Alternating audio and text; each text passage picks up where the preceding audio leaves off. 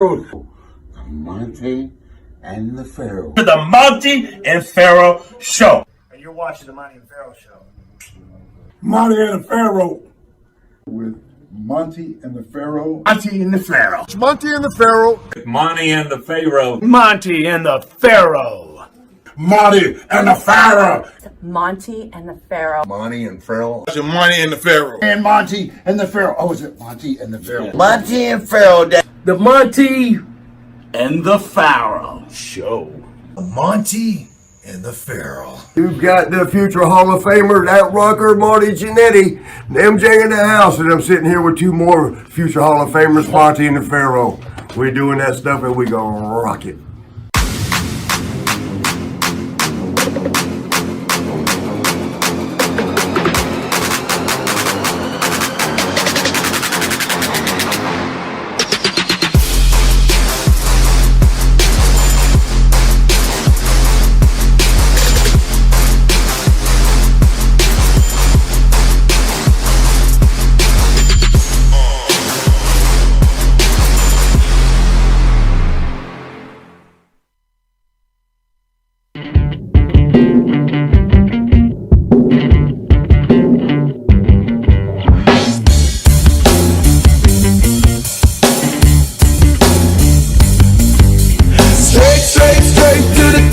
We're living this life, not just dreaming it, we're doing it for it. Straight to the top. Working hard every day just to leave out that tower.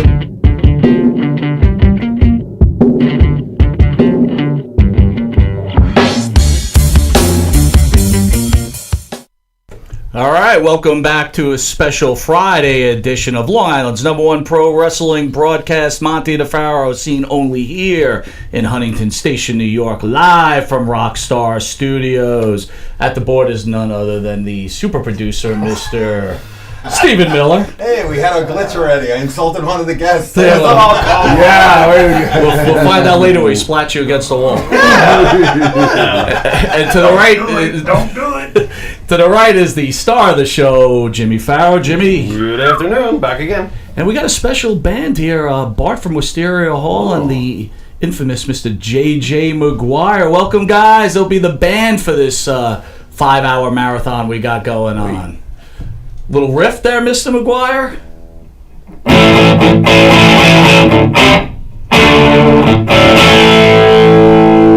Beautiful. Thank you. And our guest of honor, Road Warrior Animal. Yeah, get it right, Animal.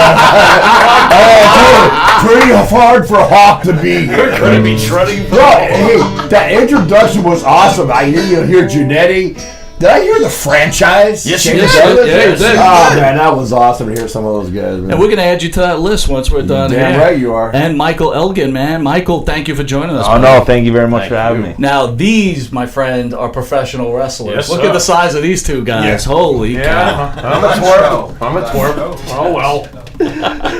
Oh, well. So let's get it. We got older generation, younger generation. We do a little combo interview here. Usually we go over all your accolades and everything you've done. We might Obviously, be here for weeks, though. Animal, forget it. The list is too long. We've run out of time. Lord. And Michael, you're an up-and-comer, and you're making moves, and you know, we'll get into the old Tessa Blanchard thing and everything else. But listen, I want to start off with Animal. Yes. A little problem with Becky Lynch, a little old news, but what's the deal with there? What was going on? You know, man, at first when they came out with the man thing, brother just dropped his guitar. Dang! I thought I was gonna have to do, you know. He helped write the song with Jimmy Hart, you know. There's gonna be a rumble tonight. Remember Hawk and I did that thing, man? Yeah. It was horrendous, but we loved doing it. I mean, Jimmy's a great guy. the Honky Tonk Man might be here. Yeah, there you go. Someone's gonna get smashed in the head with a guitar. So no, Becky, man, but Becky there Lynch. wasn't a lot of heat with Becky. I just said, it's funny how the wrestling fans get so offended now. You know, it's the younger generation fan. You know what I mean? I wasn't a dig if they listened to the whole thing I did on my podcast.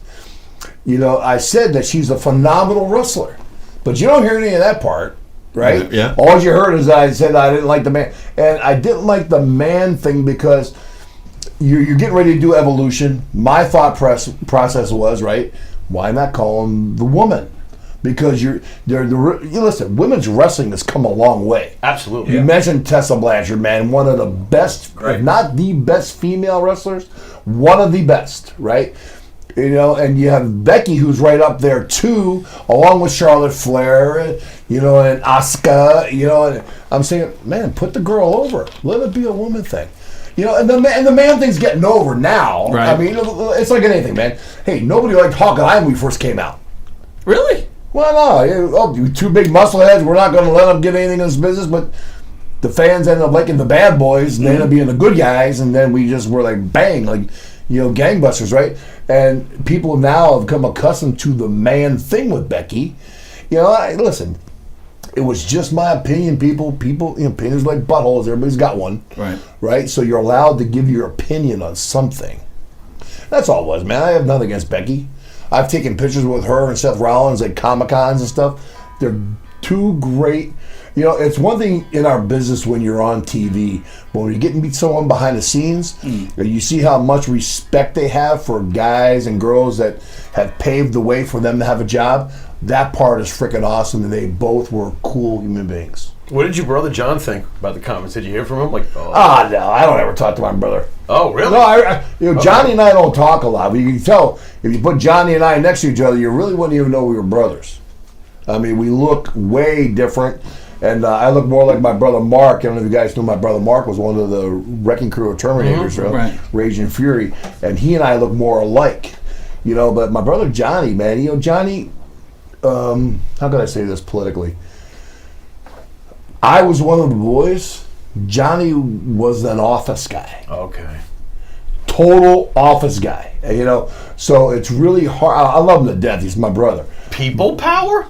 People power was over, right? I mean, people power had you know, he had more heat than any of the heels in the company, right? At one time. You want to like reach through the TV? In that yellow freaking suit he wore, that red jumpsuit he wore, the wrestling ring. Oh, holy! It was great, but that's why they yanked him off the TV because he was getting too hot as a heel.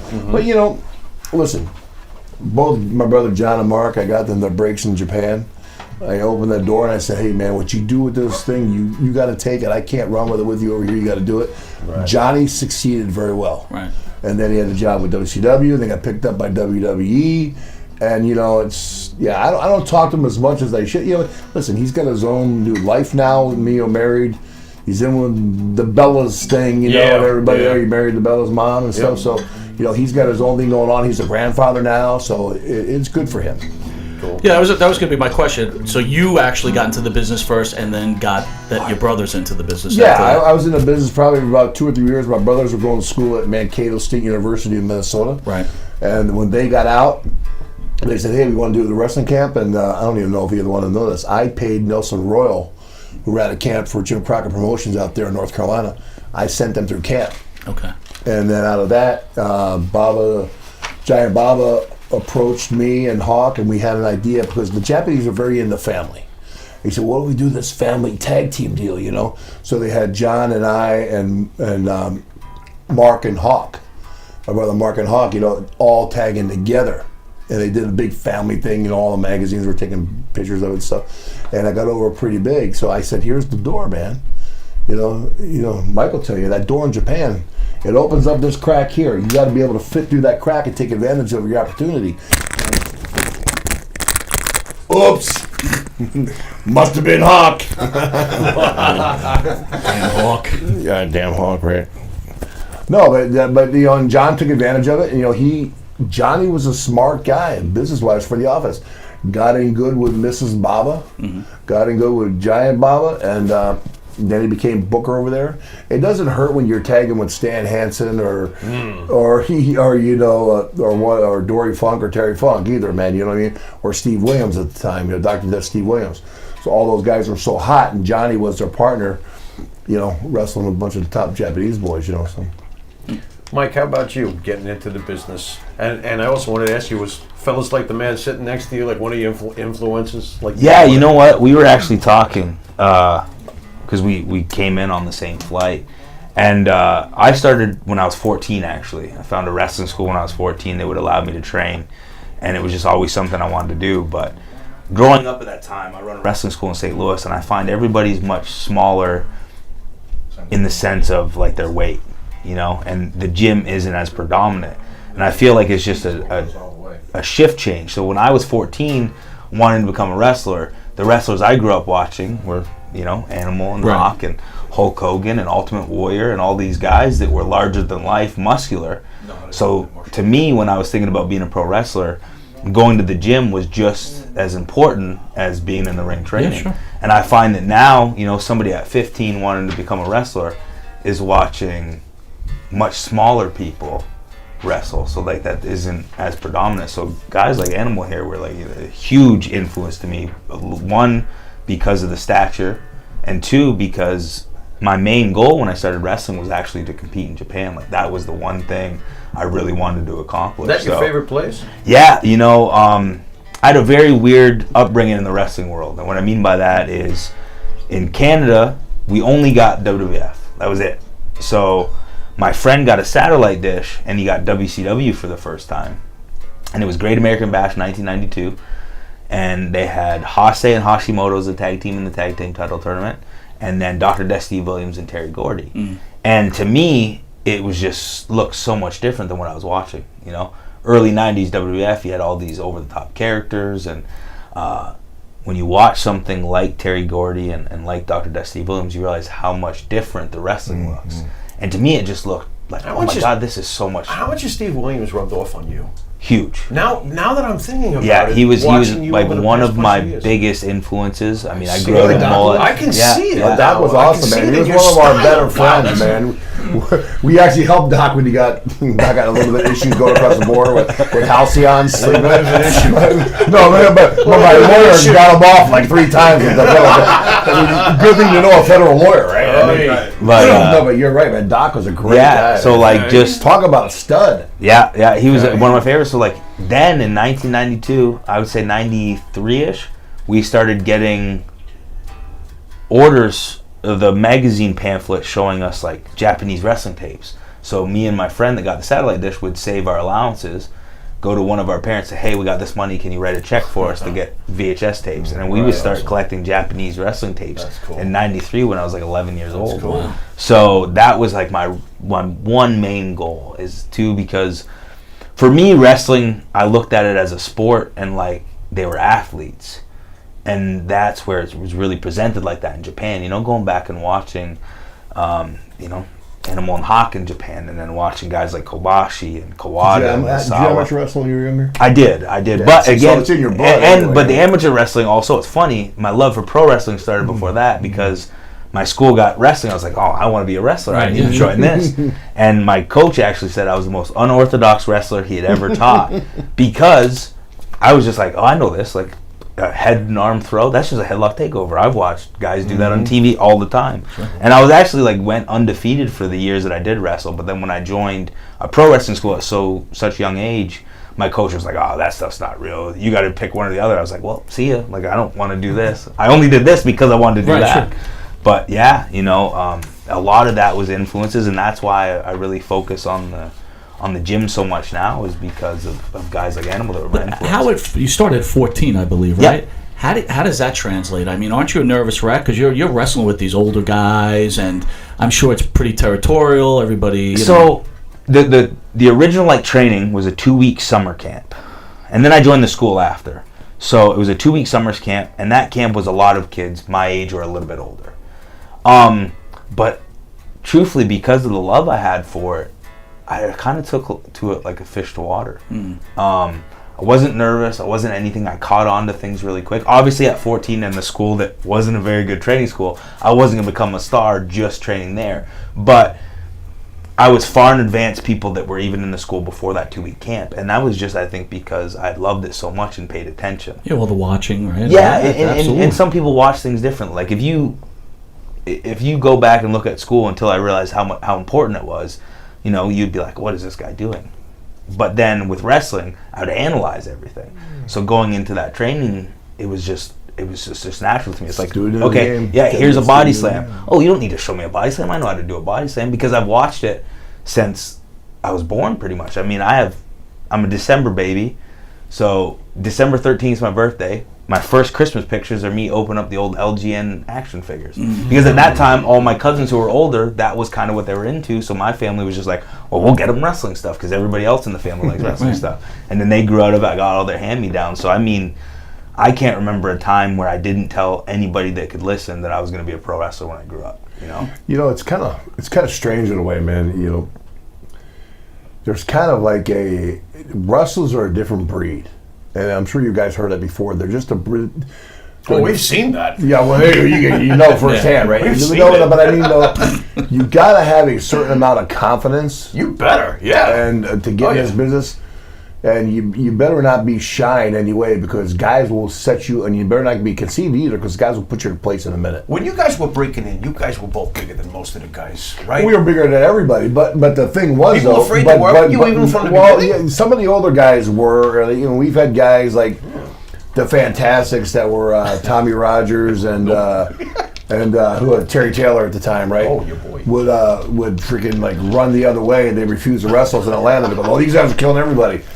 But once they got in the ring, once they got in the ring with us, they saw, God dang, these guys can freaking work. Right. I mean, you know. Yeah, but you guys work stiff from what I read, right? You used to beat the shit out of some people. No, but they had job guys on TV that they were paid extra money. Yeah. On George Champion. No, they were paid extra money on George Champion. And Ole Anderson came in and said, "Listen, you're gonna get the killed." wrestling business was let me tell you, the wrestling business was in the toilet. Okay. It needed something to do it, and we just happened to be two guys that were found in a bar that could, that can cut a promo. So they said, "Listen, and these guys are going to be rough with you. Just go with, a clothesline's coming. Go with it and kick, so you don't kill yourself." And or they don't kill you, because we were really swinging them, But we were stiff because we didn't know really what we were doing. It was like every time you go into a locker room, it's like going to school. You get in a ring in a different arena, it's like going to school, right? You have your wrestling school, then you keep going to school for the rest of your career because you got to learn how to wrestle and deal with everybody different, right? So I mean, that's what was different about us. And you got to have that love for business, like he said, man. Once we got our first opportunity, we were at the AWA, and Vern Gagne got us our first deal for All Japan. We were like, "Oh yeah," because we heard so much good things about All Japan, and the Japanese boys at the time, they would beat the dog crap out of you if you weren't in there to protect yourself. They were going to take advantage of you. Right. We said, no, they're not. And we put a stop to that immediately. And once you set that tone, everything's cake after that. But we had to wrestle Gordy a bunch of times over there, and Doc, and we had to deal with the Freebirds in the U.S. a lot. And Terry Gordy can go. He was a machine. Doc could go. I mean, Doc was a 4-time All-American in wrestling and football for Oklahoma. I mean, that's a stud right there, right? So, but yeah, man, it's we were told at the time in the business, you guys have got to, we got to try to make some kind of impact. And you got to imagine, the first time we walked into the locker room on TBS at Turner Broadcasting, where you have the NWA show, right?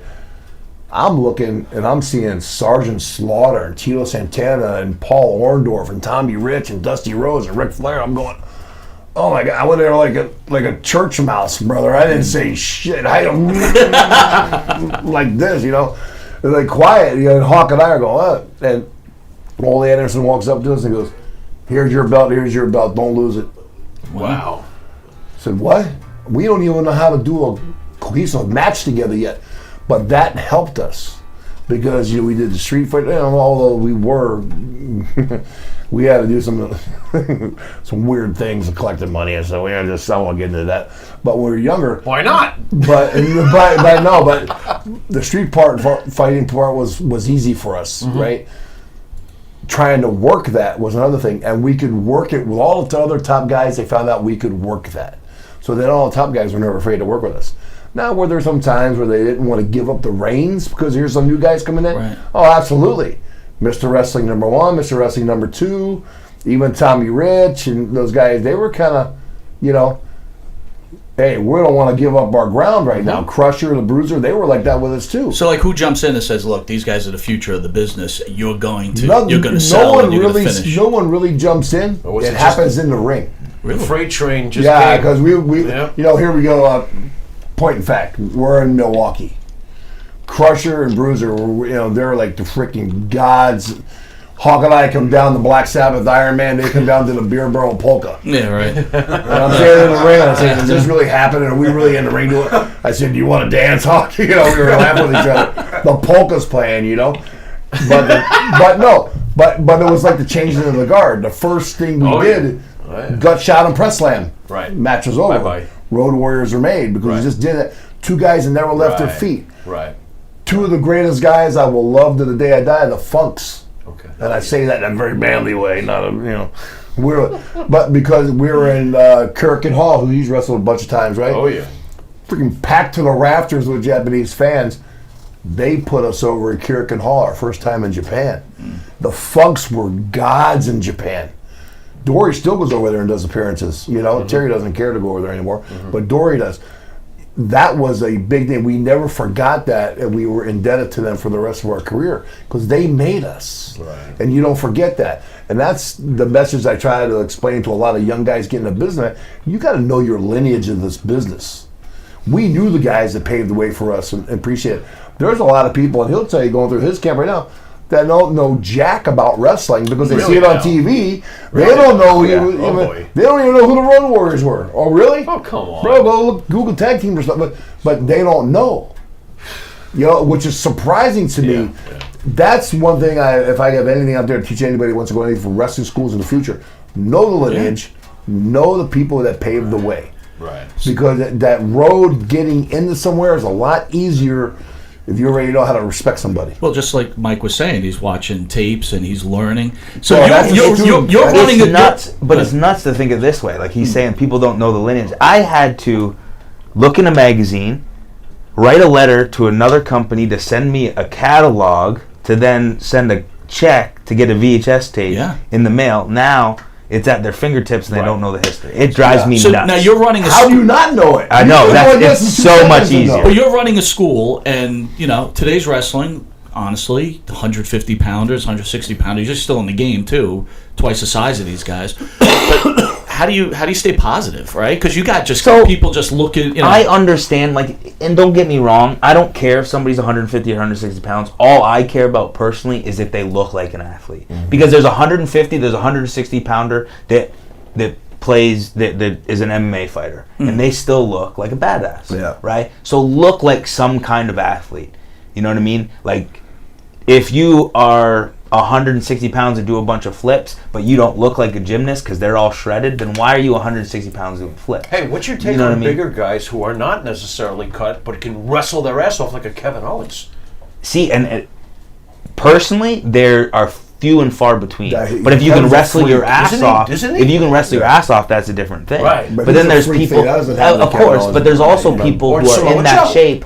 But there are people that are in that shape that aren't at the level of them. Right. That also try to be like, well, I can be in this shape and I can do this because of him and them. But those are two very special people, right? Not only, Samoa Joe and Kevin Owens might not be your typical pro wrestler, but still you look at them and they look like they can do some damage. Yeah, they look like they're going to beat your ass. That's right. So that's a human different beings can appeal. relate to them. That's the whole thing, is getting rid of. Right. One thing Hawk and I were able to do, we learned this a lot from Paul Ellering, right? He was a real shoot manager.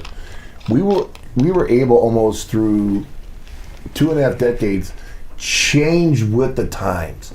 If you can, our gimmick was so far ahead of this time, it would still be hot today. Because if Hawk were alive, because of it was just so far ahead with the face paint and the spike shoulder pads, and look at Kiss, they're still having a 15-year retirement tour. Mm-hmm. You know what I mean? Yeah. And so we were, but there's very few rare things in this business like that. But if you're able to change your times, like we were talking the other this morning, while we were standing at the airport waiting, you got guys like, God bless him, Ricochet, great athlete. Mm-hmm. 15,000 flying head scissors in a match. Mm-hmm. I said on my podcast one time, why do you do 15 of them? Why not just do a few of them when the timing's right, or do a dive over the top rope and do the... Or how about when a finisher's a finisher? It's like everybody kicks out of every finisher. We'll do the non-stop. triple Lindy flip off the top rope onto the floor when it means something. Don't do it for 15 high spots. They are doing things now. It's almost like monkey see, monkey do in the business. They do it because it's a hot thing right now. They act like it's brand new. You know what? Go Google a tape from 25 years ago. On a WWF, you'll see me dive over the top rope onto the freaking, I forget who it was, Earthquake and Typhoon on the floor. I was 320 pounds doing it, not 150 pounds doing it. Yeah, but Animal, don't you think it's today's audience that's a problem too? This is what I was going to counter with. Yeah. As much as it would be great if we could bring back some of the older strategies of pro wrestling, but I also feel it's a part and parcel thing. And within today's time, you got to understand that we don't. So, for instance, I remember talking to D'Lo because he is an agent at Impact, and I said, "Hey, you guys whipped each other off a lot. Why?" And they said, "Well, we wanted to keep it moving because people could turn the channel to WCW, and that made sense to me. But now we're not fighting that; we're fighting this. So we have 200, 300, 500, how many ever people in the audience, and if we don't keep the action exciting, well, what happened today in the football game? What happened yesterday in the basketball game? Oh, who's got a new picture on Instagram? Who's on Twitter? But I think what you're saying, it's not must-see TV anymore, right? It's like I'll catch it whenever I want to catch it. But even at a live show is what I'm saying. At a live show, we're fighting so much stuff, and to be honest, we're in a world more so than ever that you need instant gratification, and because of all the technology we have. So as much as some styles aren't necessarily what I enjoy, I understand the reason for that, because you got to keep people's attention, and it's very difficult. Like I know I have a 4-year-old son at home. It's hard to get his attention away.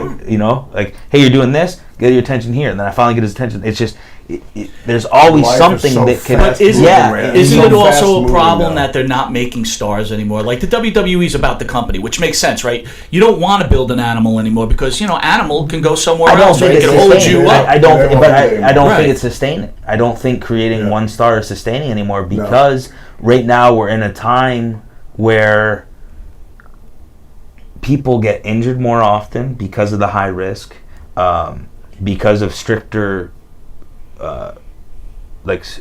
protocols and everything. People are getting hurt more. They need more time off to recuperate.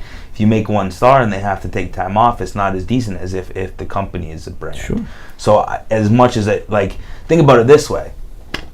NBA needs to be NBA for great basketball players, and each market's going to have a great team, but the sport of basketball is what they really need to focus. That's why they start moving into countries like Japan and all this stuff. They're trying to go out there to make it more marketable for other places. Well, the marketing so has the changed, NBA is a brand rather than just, Michael Jordan's retired years ago. And as much as they try to put LeBron as that one top star, there's always going to be people like, I don't like LeBron, I like this guy. But Michael Jordan was kind of one of those worldly renowned basketball players, so he could be the star. And I just feel like everything has changed, and I really think it's just society is everything is at your fingertips, so you can lose that distraction. I mean, that's every sport. Growing up, if you liked hockey, Wayne Gretzky was your guy. You could like whoever played on your team, but everybody looked up to Wayne Gretzky. Right. You like basketball, everybody looked up to Michael Jordan. Now there's debates. Like there wasn't really debates when Michael Jordan was playing. There really wasn't debates when Wayne Gretzky was playing. So now there's all these debates. Who's the best basketball player? Who's the best hockey player? Who's the best this? Everybody's an expert. Yes, and that's why I think we're fighting the curve. Right. You're right. We're fighting the curve of so much, so we have to make one thing a brand. And obviously there has to be stars who are greater than the others to get into new markets and to get people buying merchandise and all that kind of stuff.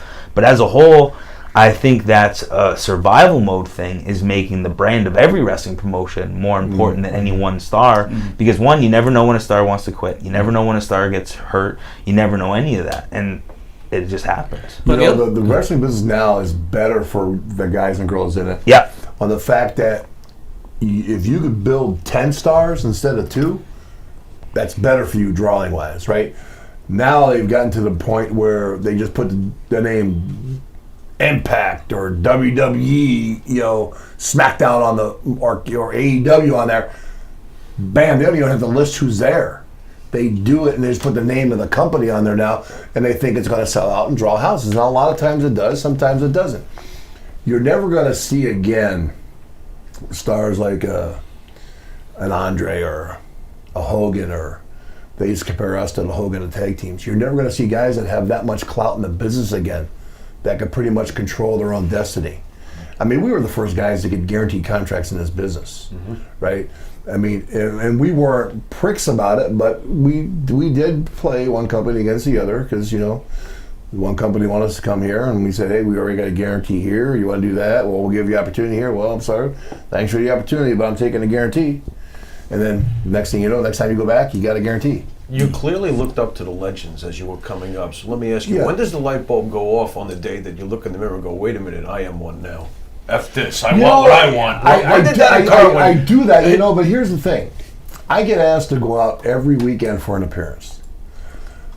We must have did something right where people still want to see me and take my picture. Absolutely. Of course, I'm in the age of I bring my spike shoulder pads with me. I let the fans put them on for the photos. Let them be a member of the LOD for a picture, you know what I mean? And I paint up, and as long as I could still, you know, I'm freaking 285 now. As long as I could stay and work out and look a little bit like Animal, I'm okay to the fan. And then if I need be, I can get back in the ring. You know, I wasn't banged up. Of course, you know, I've had 14 surgeries, broken neck, the whole thing in this business. But we were in the age of, like you were saying, Mike, guys get 3-4 months off for an injury. Not when we were doing it, bro. The show must go on type thing. You know, tape it up. Our first scaffold match, we just came back from, speaking of Japan, we were wrestling Choshu and Tendu in Tokyo Dome, and Hawk took a backdrop the wrong way, broke his leg, and I had to tape up his ankle 3 days later and go up on a scaffold because we were in the main event in a scaffold. What are you going to say? Nah, man, we don't feel like showing up. How'd you handle that scaffold match? That thing is like that the thing scariest thing I've ever watched. Dude. It was the worst thing I think I've ever been in my life. You know, I was like Magilla Gorilla up there. No, seriously, I was like 320. I was 320. Hawk was 275 on a 3-foot wide fireman scaffold. That you ever seen a fireman scaffold? It's got all these little it's got all these little hooks in it, so the fireman's boots don't slip when they get wet. So when you fell on your chest like this, you had like 50,000 little cut holes in your body, right? Yeah. Oh, and we were up there in the Midnight Express. God bless those guys, man. They were great guys to be up there with. I wouldn't want to have been up there with anybody else. Who was your favorite team to work with ever? Was it? The Horsemen were great, man. Arn and Tully were awesome. But I can't really pick out one because I've been blessed in this business, man. I've had the opportunity to work main events for freaking 25 years. How about a favorite Road Warriors match? You know, I was. I know I'm going to Allentown Sunday, and I was singing Allentown. I was singing the Nasty Boys when Hawk and I during SummerSlam beat the Nasty Boys for the WWF Championships. Okay, was the last of the big 3 belts that you could win. Right. That Madison Square Garden went freaking nuts. I mean, I'm talking a 15-minute LOD. People thought it was freaking a shoot. Because we treated that. I mean, keep in mind, it was a street fight. We beat the dog crap out of each other. Anything and everything that was underneath the ring, we took and we beat, no tables or nothing like that, but other stuff we could find, like wrenches and stuff like that. We did everything we can, and it was a great match. That was a great moment. Like any of the matches in the Tokyo Dome were always great moments, man, or the Osaka Dome or anything over in Japan. I love, I'm like Mike, man. Japan was my favorite place to work. Okay. But my favorite team to work against in the States was probably, Arn Anderson, Tully Blanchard, the Four Horsemen. They knew how to make Hawk and I look better than we could even make ourselves look. Mm. And they would fly around for us, but then, man, when we got hurt, they were like a couple of freaking pit bulls on our injury, and until we came back out of it, But those kind of matches are fun because you learn the psychology so good. And your mind's just going, I see why he did that. And, I see why he wants me to do this. And you start learning the business. I think, Mike, I don't know if you agree, that's what's kind of missing in our business today. In these camps, and for whatever company, whether it's AEW, WW, my philosophy is, how can you teach someone to get to the Super Bowl if you've not been to the Super Bowl? Right. That's a good point. If you've not played the Super Bowl, coached it or whatever. So that's why I say, man, you need to get some of these guys from my era backstage teaching some of these guys how to do the psychology of you can still do all the high flying crap then you want to do it, but there still has to be a rhyme or reason why you're doing something. There's got to be a story. The fans love stories. I think that's where we lost the fans a little bit in the wrestling business for a while because it was just hot shot, kick out, no story, kick out, 50,000 kickouts, right? No stories. You have now they're starting to go back to storylines. Fans like to get emotionally invested, then they will get financially invested. And speaking of storylines, Mike has been going up against Miss Tessa Blanchard. This has brought a lot of attention to you. How do you feel this will play out in the long run? And do you have aspirations to get to Vince? You know, the Tessa stuff I think is amazing because she's just an amazing wrestler. Not as a female wrestler, just as a wrestler. Yeah. And I think the plus side of Impact is they're really willing to do something with her that other companies aren't willing to. This is true. So I think that's going to put different eyes on Impact. And especially because now that we've moved to Access, we have a better TV deal. More people are going to be able to see us. We are definitely offering something that AEW has full out said they're not going to do intergender wrestling. When you were approached with this, what was your reaction? Well, I haven't got to wrestle her yet. There have been talks of it, and now she's going up with Sammy coming up for the pay-per-view in Dallas. Right. But when it was brought up, and they said they might have me and her do some stuff, I said, that's awesome because she's an amazing wrestler. Right. And the biggest thing, as I said, is I don't think anybody else in the wrestling landscape is going to go full throttle with how they've done it with her, and which I think is really good. One, for wrestling as a whole, and two, for society. And she's just, as I said, you can't say she's a great women's wrestler. She's just a great wrestler. She's awesome out there. She really is motivated. We go on the road a lot. We have our crew that go to the gym, and she's one of them that's not missing the gym and not missing all that kind of stuff. So she really takes everything super serious. And she has a chip on her shoulder in the sense of, yes, I'm a Blanchard, but I don't want that to be why I succeed. So she's that much better because she pushes herself to be at the top without having to be a Blanchard, which I admire hugely because, we've seen in sports, whether it be wrestling or movies or basketball or anything, that a lot of people will have that last name that's known, and they kind of take the easy route because of that last name. And she's the exact opposite, which is amazing. Right. I think she's right on par with Charlotte. 100%. I mean, 100%. I can't wait to see those two someday. Yeah. I know Vince must be thinking about this. I'm sure Vince has probably been calling with it. Oh, that would be beautiful. I tell you what, when I first heard of Tessa going against some of the guys, and I'll be real quite honest with you, I'm old school in the sense that I think girls should wrestle girls and guys should wrestle guys. Okay, I'm not against her wrestling, working with Mike or anything, because she's proven that she can. I just hope they don't make it a long-term thing where she's got to listen. Right. Look at him. Yeah, that's what I'm saying. No, I don't want to come off. It's so unbelievable. My for point me. exactly. My point exactly is Nyla Rose. Yeah. That's a freaking man. Yeah. That's a freaking man. Yeah. He should beat the dog crap out of But by the way, they let a Yeah. 105 or 85-pound woman beat her. Which made no sense to me. No. But my point. Were you watching AEW? I try to pay attention to it. But like Mike said, though, with society, you see it all the time, and I'm so happy with this that with all the abuse that's going on in our society and everything else, it's awesome to see women standing up for themselves and fighting. Oh, sure. And she's great representation of that part of it, right? Sure. So, because you see it all the time, and you're right, with the age of this, the phone and everything, you see it, it's more prevalent now. So in today's, it wouldn't have worked 20 years ago. Today it works, right? I don't know if you're going to be able to work it to a freaking 3-year program, but it will work for the short term here, because it'll give him credibility because he's not wrestling a chump female. Because if you remember, back in the day, there was when kickboxing was really hot. The guy that refs most of the MMA fights here, Big Mike, what's his name? Big John. John, what's his name? I got the mug. Right? John McCarthy. Yeah, John McCarthy. They had him over there doing kickboxing stuff with the top female. Man, he knocked that female out in 2 seconds. Sure. 2 seconds. Doink. But in our business, you can put the illusion, I'm going to overpower with my man stuff, But one slip up, here she comes with the bam, bam, bam, bam, bam, bam, bam. And the fans are going, holy crap, look at that. And then it becomes interesting, right? Possibly. You're right, man. You know, but it's you know, I just don't think it's gonna. It won't be something you could do all the time. Mm-hmm. Like I hate mixed tags.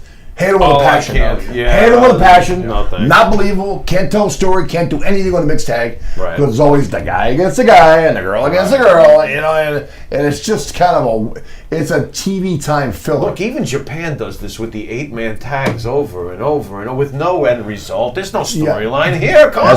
That's why I left Japan. Yeah, stop. Oh, by the way, while I have you here, former Ring of Honor World Champion, I got to ask you, what's your take on ACH? You know what? As a wrestler, I love him to death. We had our differences for other reasons outside of wrestling. Not that we hated each other, but we clashed. We're two different personalities. No, not at all. I think he's as I said, a great guy. There was just certain things we clashed on. Okay. Now his outrage about the T-shirt, I understand why that would upset him, upset other people of color. I get all that. This T-shirt controversy with the WWE? No. Okay. But so I understand the racial undertones that shirt provided. Oh, I heard about that. And I agree that he should have spoke up. Okay. Maybe not. How about publicly? Privately, that's what I mean. Maybe I'm not.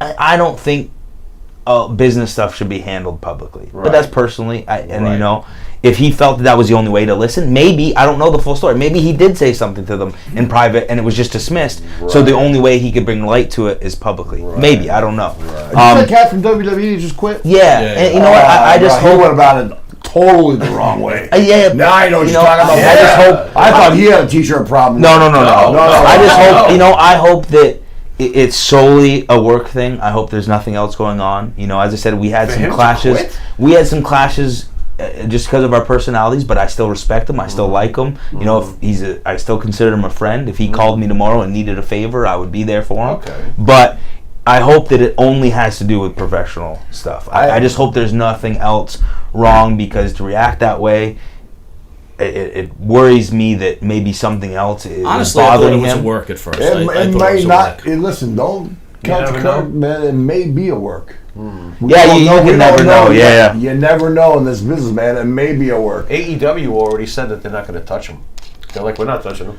That's the problem with going publicly, because if you're an issue for one place, why wouldn't you be an issue? And that's why I don't think going publicly is good, because in this day and age, you can start a firestorm over something that. Look, and again, not that this is minor. I don't want to downplay that. You know, to him and to the other black wrestlers that had an issue with it. I understand. I'm just saying, there's other situations like that are much minor for other people that they bring it publicly, and it becomes this big issue. So if you're going to do that every time there's an issue, why would a company want that liability? Right. That's a big they don't want that negative press. And put it where it belongs, right? The head of marketing, whoever else was in charge of that, they made a mistake, they let it go through, it ended up looking bad.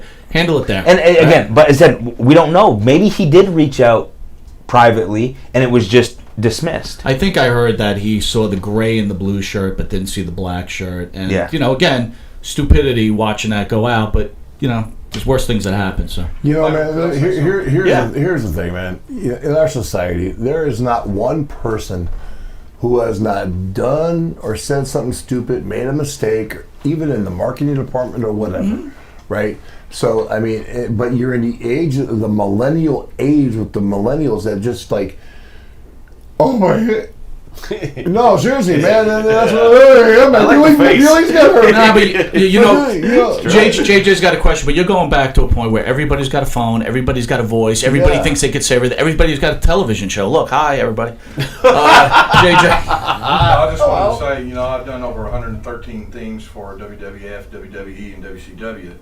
And I want to tell people can tell, a lot of people that don't understand about the wrestling business, I've been close to all these guys my whole adult life. I wrote the music for Hawk and Animal, and Jimmy Hart's my partner, and he wrote lyrics and approved and made suggestions. But anybody that's sitting out there watching this show and says, those wrestlers, they're just a bunch of big dumb guys. This dialogue that you hear right here, just heard, proves that these guys are the furthest thing in the world from big dumb guys. Very intelligent people and very knowledgeable and very specially talented, more than you would ever imagine. You've got to be really smart to be a wrestler, a great wrestler. Absolutely. Well, thanks, man. Amen. Yeah, man. When they had us put Hawk did the what a rush at one time on an interview. Then he says, "Hey, can we throw it on the front of the music that you wrote for us, right?" Well, I went backstage and got Vince to do it. That's Vince that's doing Yeah. it on the actual recording. Oh, so you knew that too? You know that was Vince that did "Oh What a Rush"? No, we knew something was going on because Hawk was at the curtain and they came to us last minute and they said, "Hey, can you do the "Oh What a Rush" before you go out to the ring?" And Hawk and I were pretty good at being Johnny on the spot. We kind of kid around a lot, but we were called the One Cut Kids. If we had 100 at the time, cable stations to do TV promos for, we never messed up one, man. We just was knock them out in a Those couple. local promos are a Oh, pain. brother, pain in the ass. But we would knock them out and not have an issue. So when it came time on a live TV, Hawk says, "Do "Oh What a Rush," and then they're going to kick in his music in the truck. Hawk got there and went, "Oh, what a rush," and bam! The music played at the right time. I still use that when I go and do personal appearances. Really? That same thing, the same riff, everything, man. I use it all because, Hawk and I were a little different, though. We already had owned Road Warriors and Legion of Doom name and everything else before we even went there. So, no one paid for our face paint or our shoulder pads or our gear. We paid for everything. You know what I mean? But when these guys did it, and of course Jimmy and us have been friends for, 35 years. And, I know Jimmy Hart, great guy, good human being, man. And he, "Hey, Animal Dog, I got this idea for you. It's going to be great." People would ask me, they would say, "McGuire, does Hawk and Animal like the theme?" I said, "Brother, I'm not asking them a damn question. No, They'll right. squash me if they don't like it." No, but it didn't. But these guys knew how to play a music that fit our character. Thank you. Appreciate it. Do you know what I'm saying? yeah. They can know the beat. They know our stuff was more heavy metal bass type stuff, and they knew that anything with heavy bass in it was going to be good for us going to the ring. And you throw a lot of watch in front of it, you didn't even need to have no words with it. Does Animal like heavy metal in real life? Oh yeah, man. Nice. Let's talk some Iron Maiden. I was a Led Zeppelin, Metallica guy, and, Metallica, Sabbath, man. little Sabbath. Man. Nice. That's where one day we were sitting there, Nice. and you coming out of doing one of our tours at the very beginning. We were in a Red Roof Inn, and we got in the car, and you would go eat at a Bob Evans or something. We were in Columbus, Ohio, and all of a sudden you hear on the radio, down. I looked over at Hawk. He looked at me. I said, "Brother, this has got to be This our is the- music this is right the here." song. And we start saying, "Hey," we went to Oli. We said, "Hey, man, we got an idea. Right. Let's throw this music. You guys are getting the age of doing music. Let's throw music in front of us." Right. Until they wanted $10,000 of copyright, and so we said, Then You Sharon, have it back. Sharon, Well, speaking of music, you were in the AWA. First, I want to know how you felt about working for Vern, but then two, how was it working with the Freebirds? Did you feel like that worked out? Because I got to tell you, when you went there and they tried to build that feud, we're WWE guys or WWF guys, Northeast, but I was totally sold on that. Right, I was really excited for that to happen, but it didn't seem to click like I thought. it would. It didn't have the flavor you wanted to have. Listen, I loved working with the Freebirds, with Michael Hayes and Terry Gordy, and you had Buddy on the outside. When we were at the NWA, we would do stuff like realization stuff that the Southern people related to. Like they handcuffed me to the rope inside of a cage one time in Marietta, Georgia, and they beat the dog crap out of Hawk. And I'm trying to fight, and I'm pulling, and but I think it was more being able to have me selling like that to my partners getting his rear end kicked, that Vern didn't take the time to do those. There are no little things in our business. Everything is a big thing, right? So they didn't let us do that against the Freebirds in the AWA. They tried to hot shot it by letting the Freebirds paint up one time. We wrestled at Comiskey Park in between a doubleheader for a baseball game, and people just kind of went farted. I mean, it looked cool. They had the red, white, and blue Union Jacks on their, Southern Union Jacks on their face, and it looked great. But they didn't do any heat to get us the heat, And we did a big event with them, Wrestle Rock. Remember Vern did the Wrestle Rock? They had like 40,000 people at the Minneapolis. rock and roll Bob Zumhoff. He was a piece of work. Let me tell you. Yeah, we've heard he's a piece of something else Yeah, now. That's a whole other story. Right. You might see Buck underneath your shoes somewhere. Hide the lotion in the bed. Oh my God, that's really bad. No, but man, oh my God. But Vern was an interesting cat. Vern, it was my way or the highway. Vern was that kind of cost him. Really, well, it did cost him in the end. If Vern could have just grew at the times, brother. Imagine he's got Eddie Einhorn in his back pocket, who owned all the college football networks. We're on ESPN. We're getting a free hotel at the Showboat. We're recording our TVs right in the hotel. Yeah. And on ESPN, it was #1 rated station was AWA Wrestling. What happened? Bro, he just lost it. Oops. The A was. I don't know how. They were loaded. At one point, that roster was loaded. He wouldn't sign anybody to guaranteed contracts. Right. He wanted to cut Hogan on the T-shirts. Yep. He wouldn't That's adjust. really stupid. He wouldn't adjust to people's growth in the business or ideas. It all had to be his ideas. Right. And it just got to be to a point, man, and say, listen, man, this is like spinning wheels and I can't hear. They had great guys to come through there, guys, that weren't really nationally known, like the Long Riders, Scott and Bill Irwin, were freaking great. I mean, Hawk and I wrestled Jerry Blackwell and Sergeant Slaughter was a freaking great match. Wow. Jerry Blackwell is one of the guys you're talking about. Big, dumpy, freaking Stone Mountain, Georgia guy. Yeah, but was believable. He could hit you in the face with a drop kick. Yep. At 450 pounds. So and the way we sold for him, it made people going, "Oh, holy crap, they're down," and that kind of mystique. Vern just lost it, man. I don't know how he let it slip through his fingers. And a lot of it too was, he had Greg, his son, running a lot of things back there, and Greg kind of was like, good old tennis legs. My dad's company, type of thing. You got to listen to me. So that's where that got kind of screwed up, man. But the Freebirds and the Rude, I mean, we drew great money in the NWA, drew a little bit of money in the AWA, but it just was. I don't know you're right, man. That flavor was gone. There was something a little missing. As a fan, being a Freebird fan, Road Warrior fan, seeing that coming, because that, and then it just didn't have it.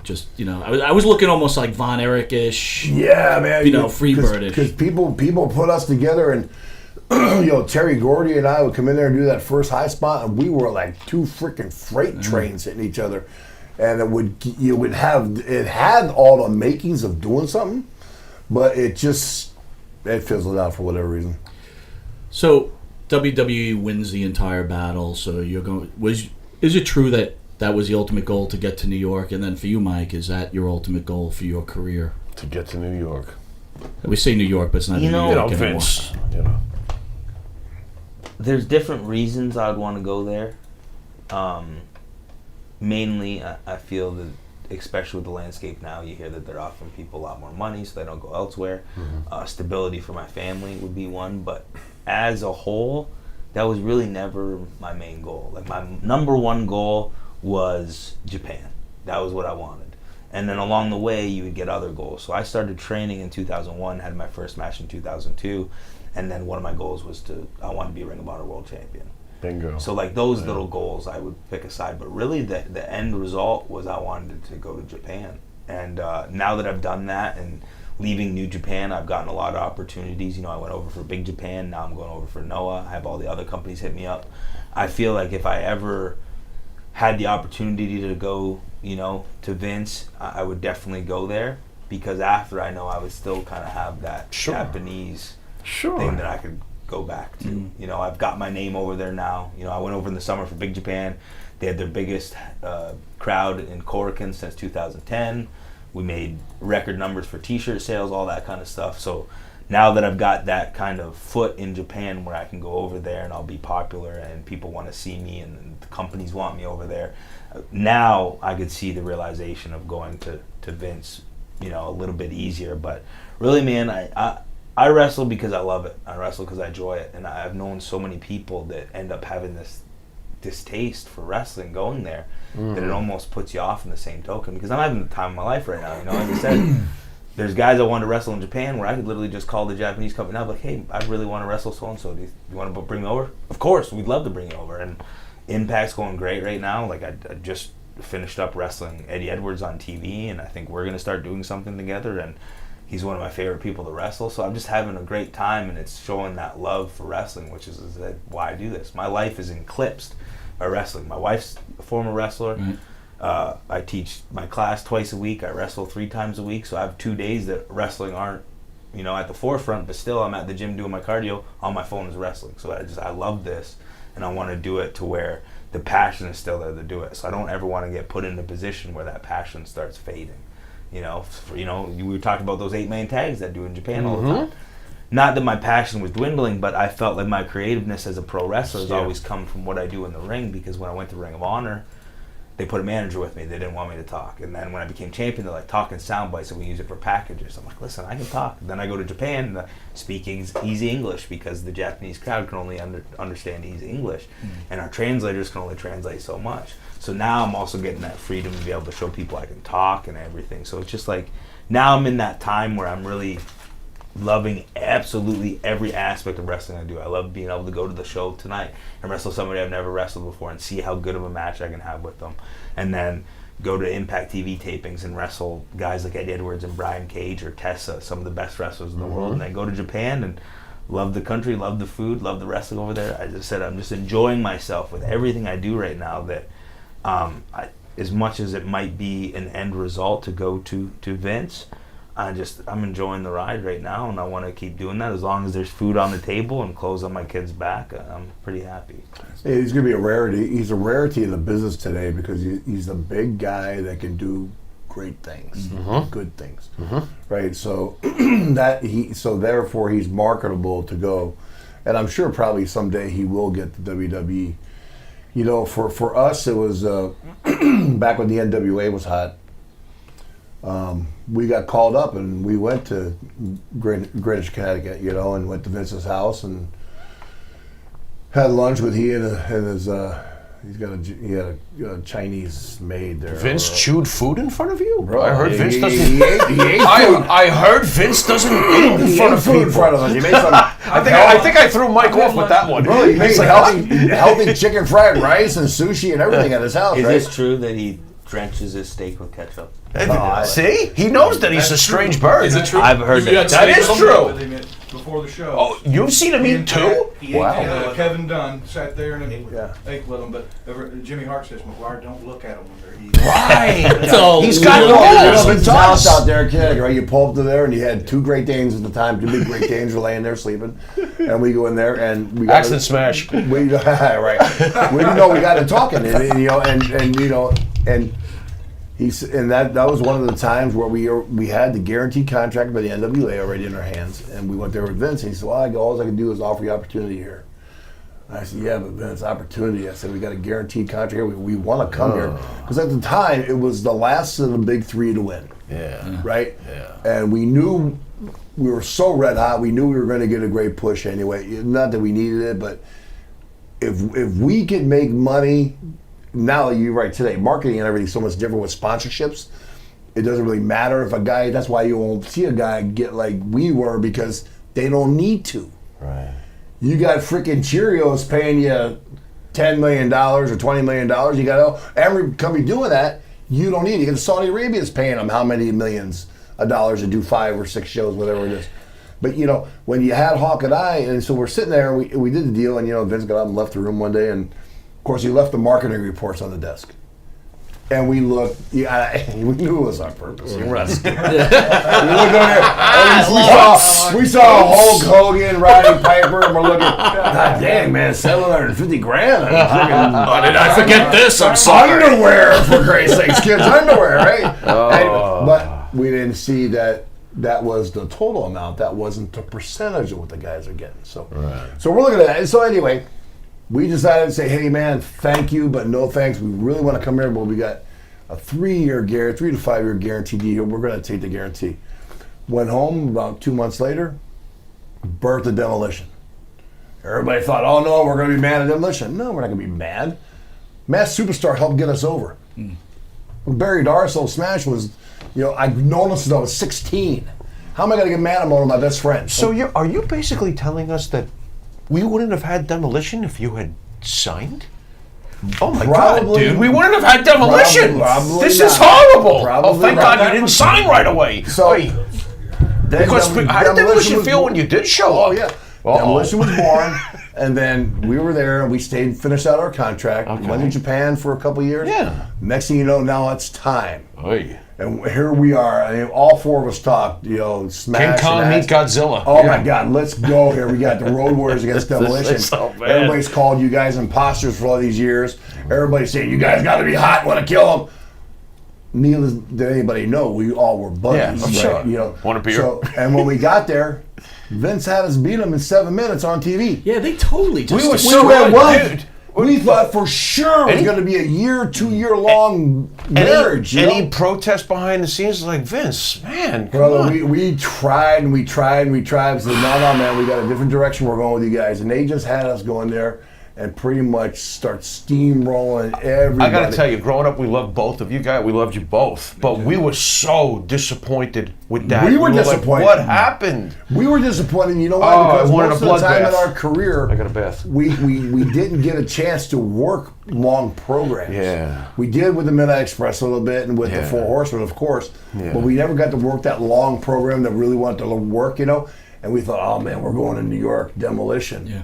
The next thing you know, they dropped the belts, after we. Well, that's when I knew- Nasty Boys, and I said, oh, what? No, but that's when I knew they were Missed totally just opportunity. squashing that. They had the SummerSlam. Yeah. You guys came and interfered. Do you think it had to do with that Axe was injured and you It had did. Axe had a little bit of a Crush. heart issue, True. right? Yeah. Towards the then they end, had right, Crusher of his as a career. backup. Right. Right. And, God bless him, once we were in there too, my partner had his freaking issues.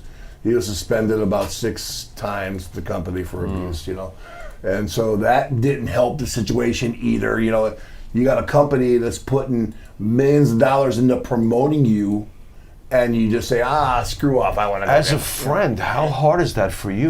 Do you talk to him like, yo, bro? Bro, I told him all the time, I said, brother, I have 3 kids and I got a family here, man. And when you give me that 3 months off, I have 3 months off with no pay. Right. I said, I'm not happy about having those 3 months off, but when you're in that frame of mind, man, you're just not thinking right.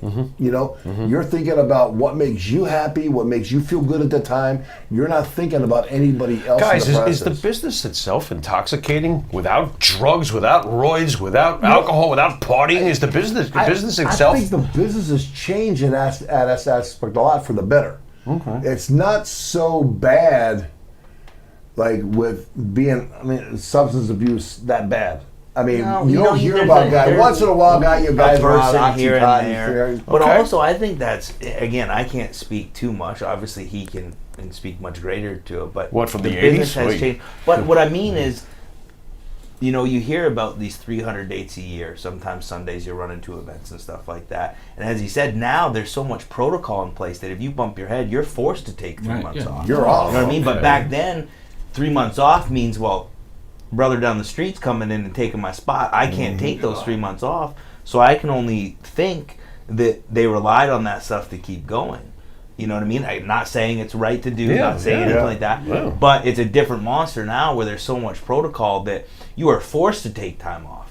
Like, I fractured my orbital in Japan, and they said, are you okay? I'm like, yeah, it's okay, I'll bruise up tomorrow. They're like, are you sure you're okay? I'm like, I'm fine. And then I had a shower, and I blew my nose in the shower, and I came out, and it was puffed up, and they're like, you gotta go get that checked out. Right, yeah. And I'm like, no, I'm fine. I'll work tomorrow, it's okay. You know what I mean? And they're like, no, you have to go get an x-ray. I wasn't going to get an x-ray because I didn't want to take time off. Yeah. And that's now. But you are forced. Right. And 100% is better because Better that's off, probably yeah. why nobody is getting hooked on painkillers or anything else. Well, they're giving because them it's not needed. much deserved rest. That's why, there's that big lawsuit against the WWE because they bought. Once you buy out all the other companies, you're kind of responsible for whatever went on those companies.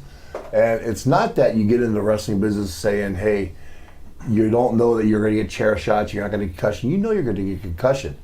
But when you're afraid to say, hey, man, I got a concussion because wrestler B is wanting to jump in your shoes, and it's so hard to get that spot, it's no, man, I'm cool, let's go. And you go and do it. And you're wrestling 325 days a year, and, twice Christmas Day, twice New Year's Day, twice on Thanksgiving, and everybody's got their families then, and you're away from your family doing it. You know, I had the same thing. Warlord went to do a Samoan slam on me, and when I went back, he pulled me too hard this way, and he was 365. He pulled me down, landed on my head, and my head popped like a zit. My left eye popped out, went back in, and from that one move, I had a cracked skull, broken cheek, blew out my orbit, and had a fractured jaw over there. And because you landed right on my head, I mean, everything came down on my face. But when I did the same thing, I went into the locker room, blew my nose, my cheek went, because you blew that sinus, the sinus door, and when I pushed on it, it went. It flutters in the corner of your eye, and you're going to yourself, something is really messed up here. This ain't right, you know. But, you know, that night I went to Chicago General. The good thing I was in the U.S. I went to Chicago General. They said, man, did you go head first through a car? I said, no, man, I just came from a wrestling match. I got slammed by Warlord. He goes, how are you walking? They said, how are you walking in here? You should be on a freaking gurney. And they said, there's no way. You got a major. And I had the operation. Of course, I was supposed to be out 6 months. But then again, show must go on. 3 months. Yep. Painted on top of my face is still numb to this day.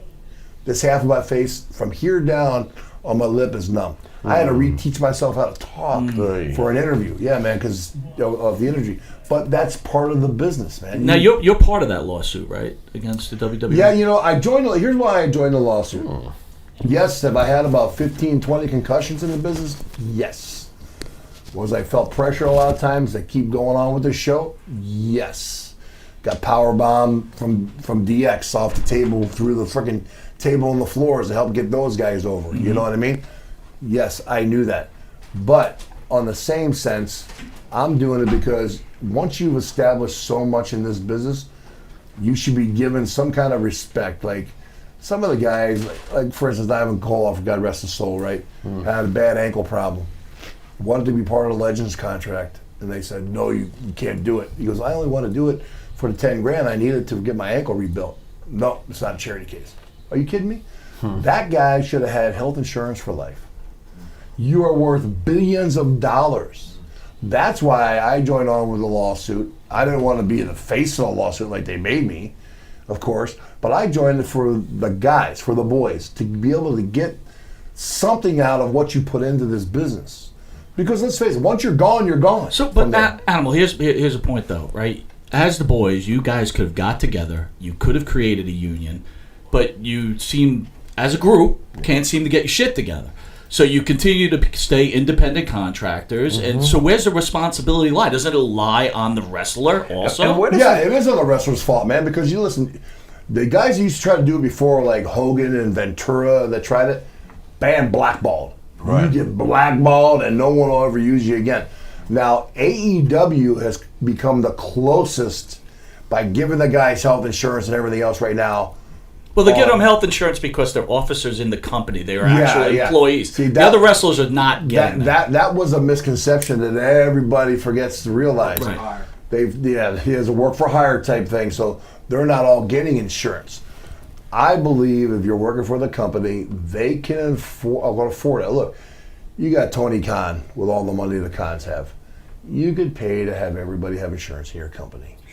Vince could pay to have everybody have insurance in the company. Does this not become, and again, this is just devil's advocate, does this not become the problem? Because I'm assuming other sports have some kind of insurance, right? Well, most of them are unionized, right? So you look at NBA or MLB. Okay, I'm a big baseball fan. Sure. Somebody sprains their finger, they're off for 6 weeks. They don't have to worry about it because they have a union and all this kind of stuff. I feel like maybe that's a problem with why it's very hard to do with wrestling, because a lot of things. Look, we have a lot of guys like yourself in here. I asked the same question. The older guys, I'm telling you, the more successful ones, like, nah, I'm myself. I did it for myself. I took care of myself. You can't keep your money. That's your problem. You got a drug problem. Your problem. Yeah. Look, I agree, right? A guy like Ivan Koloff, that guy made billions of dollars. And again, I don't know what Vince McMahon does. I have no clue. He could have given Ivan Koloff $1 billion. But then on the other hand, you got a guy like superstar Billy Graham, right? Vince McMahon has helped that guy 1,000,000 times, and all that guy does is trash him on a regular basis. I will say one thing about the healthcare thing. Obviously, it would be great. I'm paying like $1,500 a month for health insurance for me and my family. A lot of money. But in the same token, every company I've ever been with that I've ever had to visit a hospital, they have covered. So like I got split open at Ring of Honor. I had to go to emergency room, which is even with insurance is very expensive. They paid that. Fractured my orbital in Japan, New Japan paid that. I hurt my knee in Japan, New Japan paid all that. Even with the insurance, you're looking at $4,000 for the knee after everything. So like luckily maybe the health insurance is there, which obviously would be a huge help than paying that $1,500 a month. But every company I have been with has been good and paid for any injuries that happen within that company, which my hat's off to them, because legally we are independent contractors. They don't have to do that.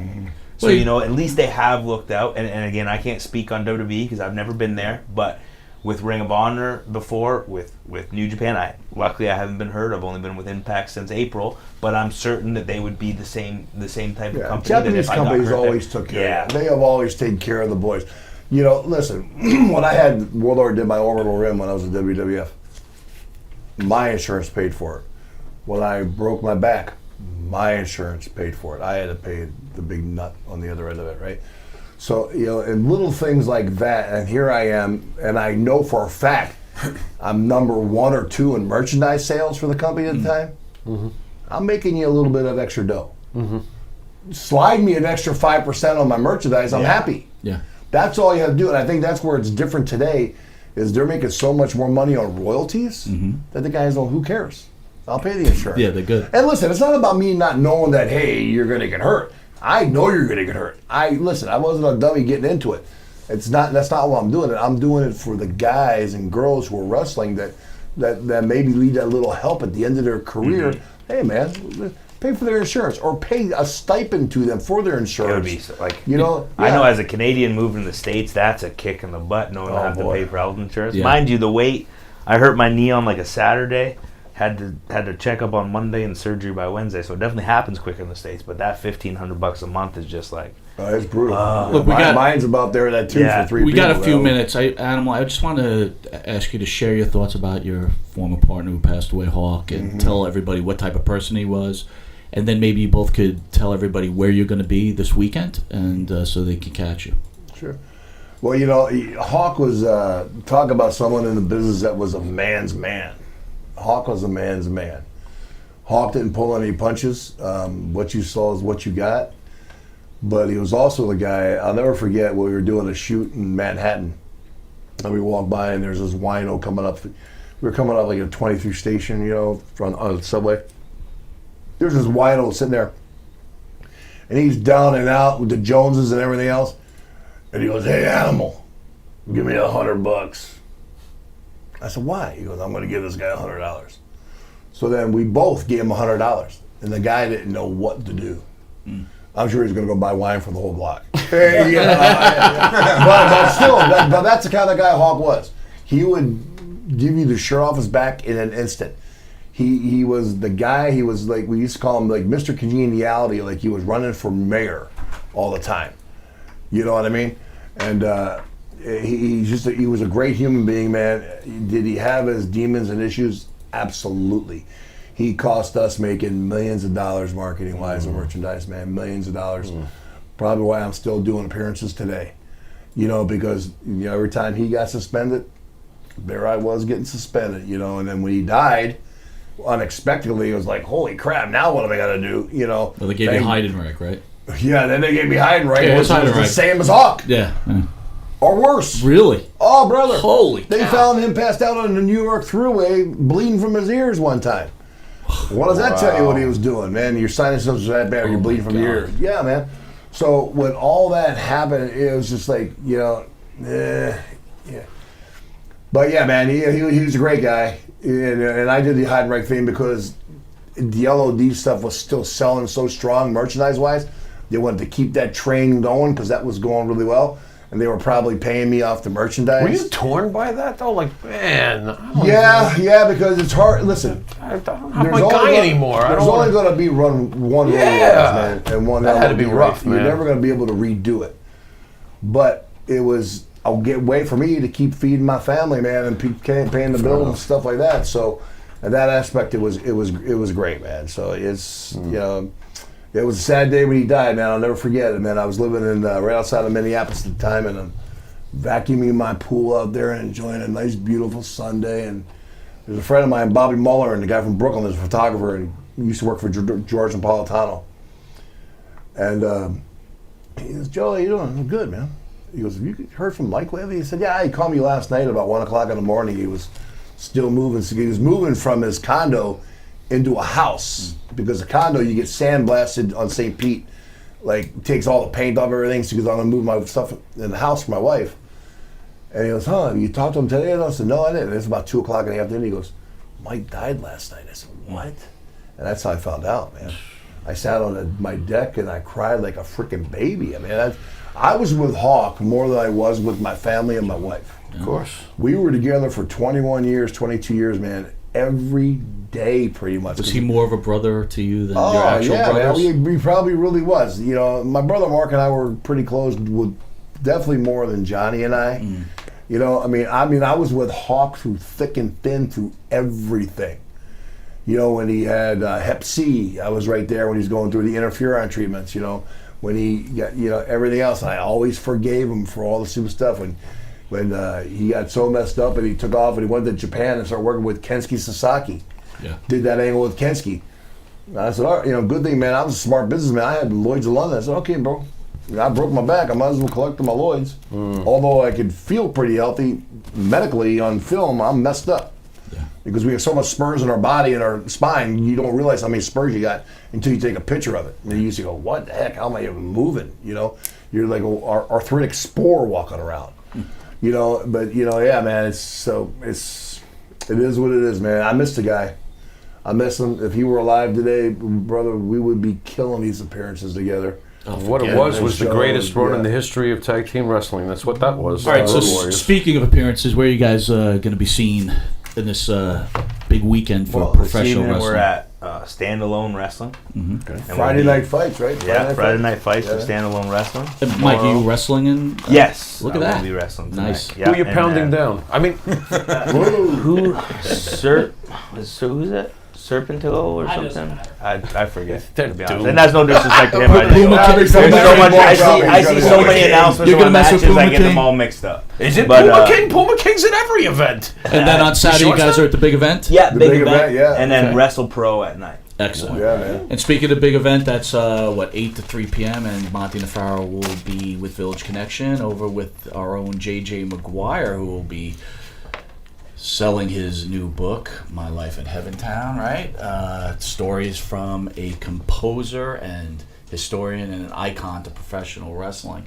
And I want to thank the great Hall of Famer Animal and the Thank you, man. future You're welcome. You're WWE star Mike Elgin joining us. I want Bart from Wisteria Hall to send us out along with the great JJ McGuire.